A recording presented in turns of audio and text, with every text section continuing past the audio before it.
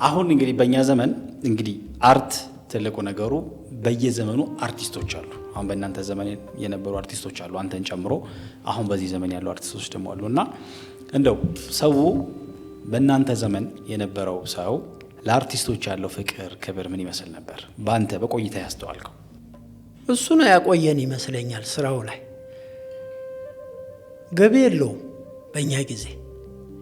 ይሄ ነው ብለህ የምታገኘው የሚወራለት አይነት ሳንቲም የለም።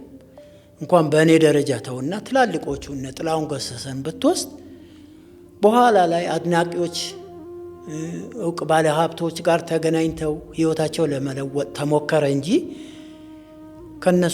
በእነሱ ደረጃ ያለ ሰው እንኳን ይሄ ነው የምትለው የገቢ ምንጭ ያልነበረው። በቃ ህዝቡ እንዴት ነበር የሚቀበለው? ፍቅር አለ፣ በጣም ፍቅር አለ። በቃ ለአንተ ያለው ፍቅር ልነግር አልችልም። በተለይ ከአዲስ አበባ ደግሞ ስትወጣ የሚገርም ነው። መቼም የምትሰራበት የመድረክ እቃ አለ፣ ሻንጣ አለ፣ ሙዚቃ መሳሪያ አለ። ያ ሁሉ ከመኪና ላይ እኔ ነኝ ማወርደው ድብድብ ነው። አንተ አትነካ። አድናቂ ማለት ነው። አዎ ገና እንደዚህ አይነት ቲያትር ቤት አዳማ ገባ ሲባል፣ ጅማ መጣ ሲባል፣ ሀረር መጣ ሲባል ቀድሞ ይነገራል ከመሄድ በፊት።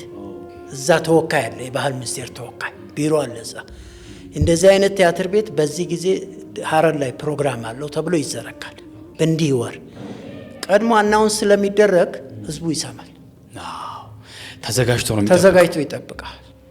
እናንተ ገና ስትገባ መኪናውን ያጅባሉ። አንተ ከመኪና ስትወርድ እቃ አትነካም፣ እነሱ ናቸው እቃ የሚይዙት። ወጣቱ ምናምን ስትሄድ አንዳንዱ ያለቅሳል። ጨርሰ 15 ቀን ቆይተ ይሆናል፣ ወር ቆይተ ይሆናል፣ ሳምንት ቆይተ ይሆናል። ፕሮግራሙን ጨርሰ ለቀስ ስትወጣ የሚያለቅሱ አሉ። ያ ፍቅር አሁን የለም።